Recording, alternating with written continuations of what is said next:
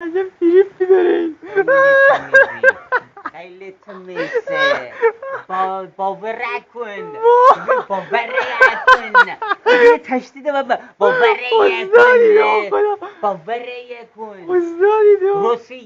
روسیه فکر کنه تنه ای بلوا بکنه نه تنه من با رئیس گیلک با روسیه داره صحبت میکنه. رئیس گیلک همینجا الان روسیه اتمی داره. من اینجا رو قراره که 5 تا اتمی بخرم. لاک قرمز هم داره. لاک قرمز زده به دستش به خاطر اینکه وقتی که اینجوری میده به اینا این علامت صلیب شکسته است، صلیب برگشته.